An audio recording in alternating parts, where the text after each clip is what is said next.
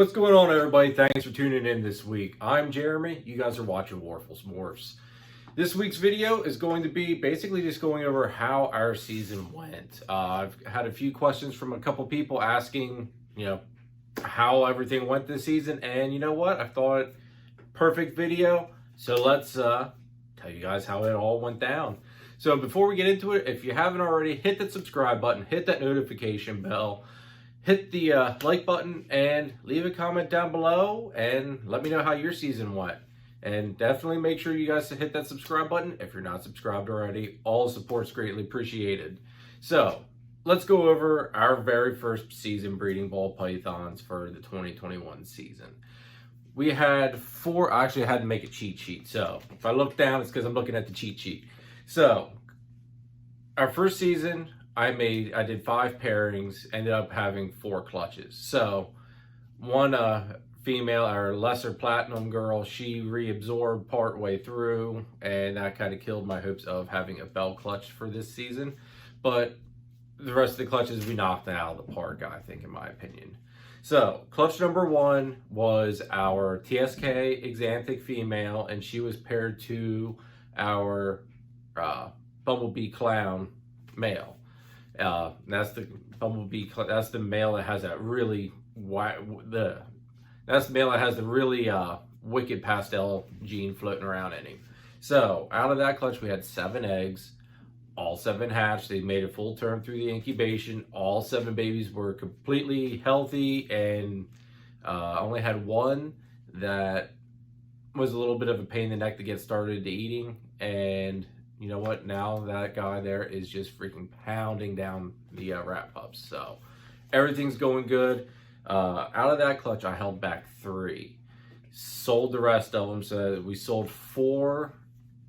They were all the normal double hets. So it was 3 females and 1 male normal double het that we had sold out of that clutch.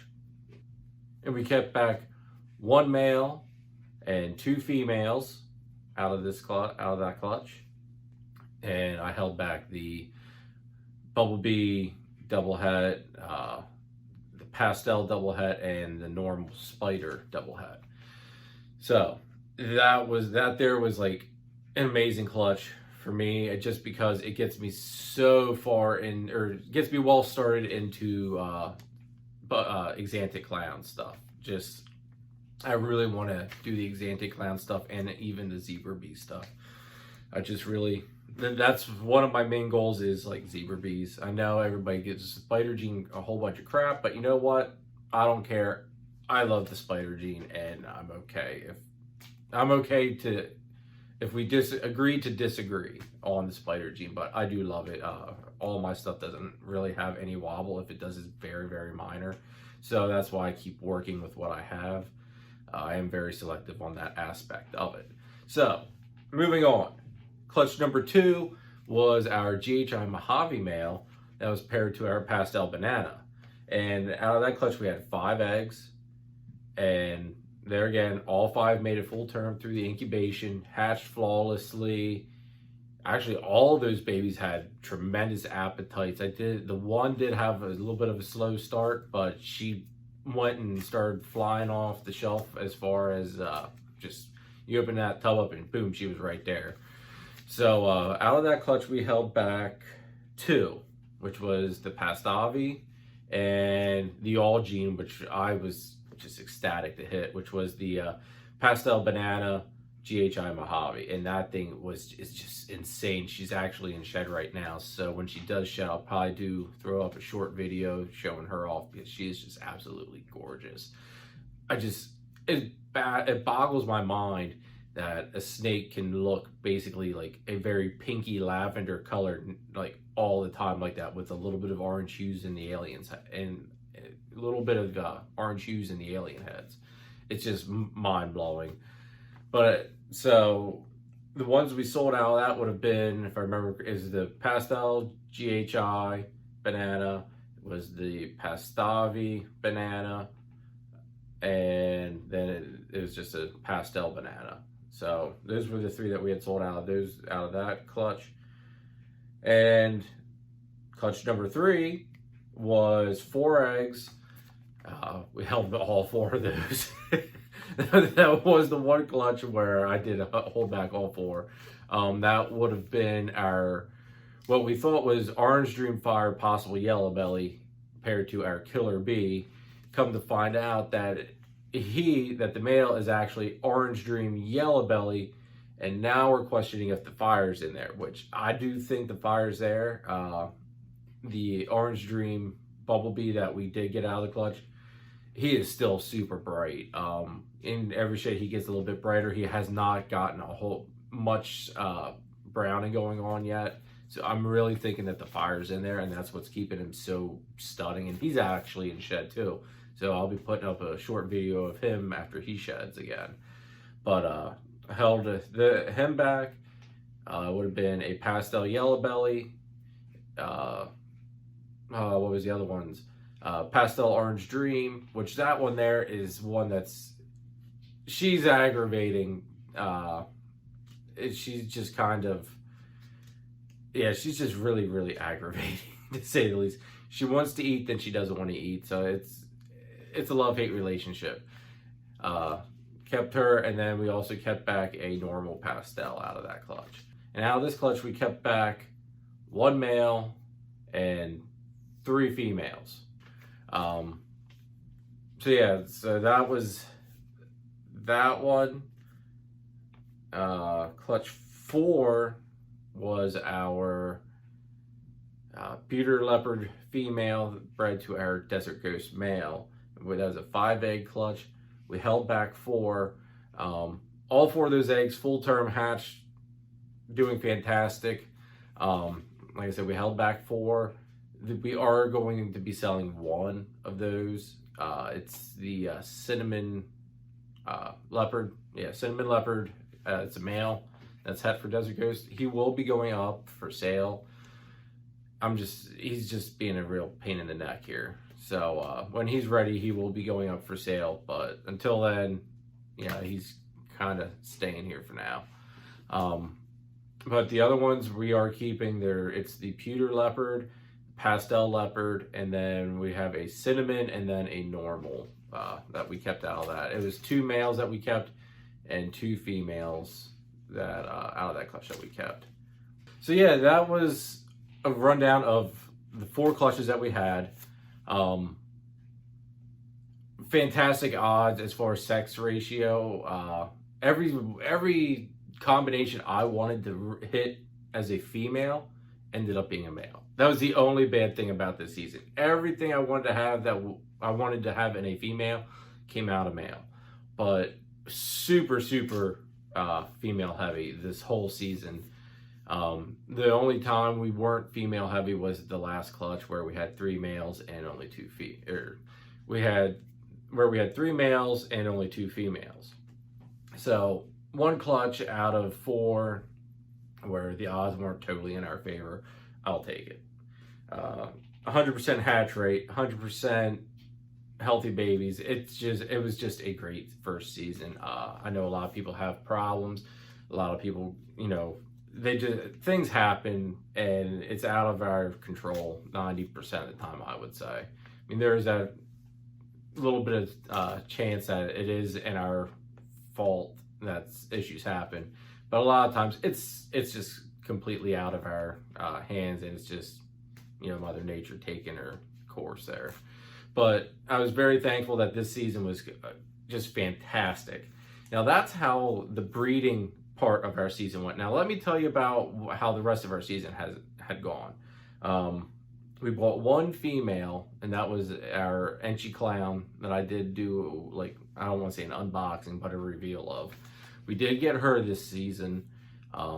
So eventually when she's ready, we're going to be doing some neat clown stuff with her. Also part of the pairings I'm doing this season will be more going towards using her to make like Batmans, Enchi Batmans, stuff like that. Hopefully, we'll see. It's a work in progress, so it really is. But anyway, so we got that going on, and then we also I cut it really close on rack space for as far as hatchling wise. So between buying her, I took the leftover funds from the hatchling sales and went and bought more rack space. I think I got like 5, because since I kind of do it a little backwards from how most people do it. And normally everybody buys like a full rack of, 55, 40s, or, whatever size racks you want to get. I've just been kind of getting the amount of tiers that I thought I needed and kind of getting 2 different sets of tiers in one order and kind of building my rack space up like that. So this order I got, I think it's 5 tiers of the 1065s for the hatchlings.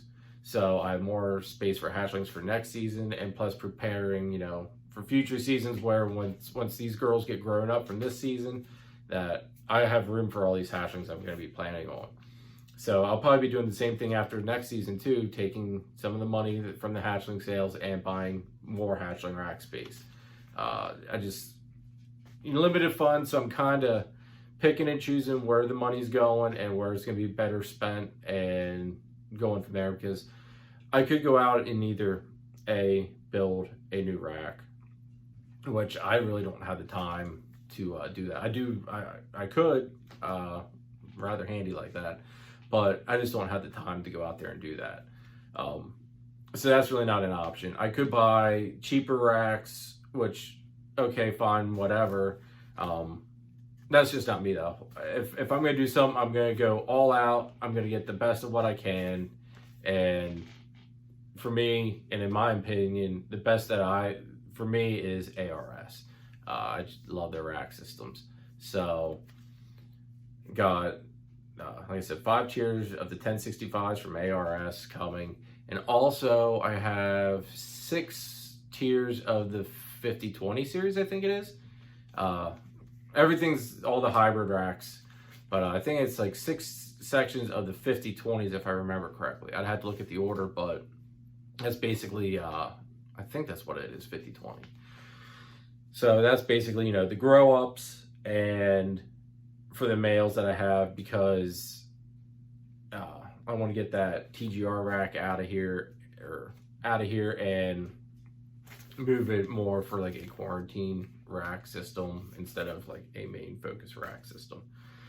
So that's my plan with that.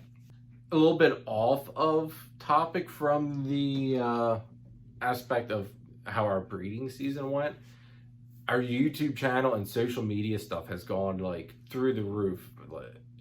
I can't tell you guys how much I appreciate all the support from YouTube, Facebook, Instagram, all that stuff. I greatly appreciate it. If you would have told me a year ago, and I was over at Mike's house the other day and talked to him about this. If you would have told me a year ago, I'd be sitting here in front of you guys and talking and going over stuff, and that anybody would even give 2 craps to listen to me, I would have told you were flat out crazy. I mean, just plain crazy. Never would have happened. And here I am. So I agree. I appreciate all the support, guys. It's hard to believe that I am doing YouTube. I mean, never would have thought in a million years that this is where I would have been. Also never would have thought that I would have been breeding snakes and being successful at it either. It was quite a jump to make, and I'm glad I made it. I truly, truly love this hobby. It's amazing. And there is Xena out taking a stroll, which I was hoping she would do. I actually had her out today too, and since I got her into this new tank here, I love the front opening doors from the I forget what the rack. I forget what the tank was. I think it was a Zilla. Yeah, I think it was a Zilla front opening one. Anyway, doesn't matter. That was so nice to get her out like that, because you weren't coming in from the top, which to them makes them think, it's a predator. This, I'm coming at her from the top, but I've noticed that she's a lot more likely to come out and more willing to come out of this one. What I've done was I'll take off the end that doesn't have the lights on it and basically let her come out to me. And I do still use the hook, still use the gloves, I don't want to take a bite from her now at this stage in time. And like before, she's completely comfortable with the gloves, and she doesn't mind it, because even like with the hairs on my arm, when she bumps her face in that, she jerks back. I mean, you would think something drastic happened, and when she does that. But so I'm thinking she's just a little spazzy, and it's still just best thing just to keep the gloves on. And she's happy with it. I'm happy not getting bit and bleeding all over my snake room and all over everything else in here. So I just keep doing it. But she has been fantastic with getting out. I just can't believe it. She still today she wanted to come up, like kept coming up towards my face, and it's like, nah, I don't trust you quite that much, sweetie, but you know, baby steps. I did have Lagatha out, the other carpet, and I just let her go wherever she wants. I completely trust her. She's never given me a reason to not trust her. But anyway, those guys are going, or those girls, I should say, are going to be another big part of Morphs Morphs here in the future. Carpet's taking roughly about 4 years to hit, for females anyway, to hit sexual maturity. So I've got roughly 1.5 years on Xena and roughly about 2.5 on Lagatha. So soon we'll be breeding the carpets and hopefully having some carpet python clutches. And you guys will probably get to watch me get bit a lot of going to pull eggs from Xena there, I'm sure. Because that's one thing I thought in the back of my head. It's like, I do not want to pull a clutch from her at all. So anyway, this video's been long enough, guys. If you want, that's basically in a nutshell how our season went. I mean, it was fantastic. Everything went smooth, no issues. Yeah, the homemade incubator I did out of a Coke fridge worked flawlessly. I was completely happy with that. The first 2 clutches that were in there, I was a little, on edge, especially with that double head clutch, but it all worked out great. It's fantastic. And we're going into our second season for 2022 breeding season, and it's going so good so far. Every female that's been paired, actually all of the females have been paired, to actually come to think of it. So all the females that I have that are ready to breed have been paired, and they've all locked. So I'll actually be throwing the males back in here, I guess probably actually the week of Christmas. So males will be going back in around week of Christmas, and that'll be, I think, the second or third, I think the third introduction for them. So hopefully these girls start going to the cool end and seeking the cool side out and getting those follicles developing, because I am ready for more eggs, because it feels so weird to not have either A, eggs in the incubator, or B, thinking about hatchlings hatching, because it seemed like with those two going on, it seemed like there was just a whole lot of like anticipation, and I don't know how else to describe it. Like, it just seemed like there was a lot going on. Now with no eggs in the incubator, it's just kind of like, you feel kind of like you're at a dead spot. So another reason why I'm ready to have some more females laying eggs, so that way there's less dead time. So that's going to be it for this video, guys. Thanks for tuning in. I greatly appreciate it. If you haven't already, hit that subscribe button, hit the notification bell, like, share, subscribe, and leave me a comment. Let me know how your season went, and you guys know do all the button stuff. I greatly appreciate it, everybody. Till next time, take it easy.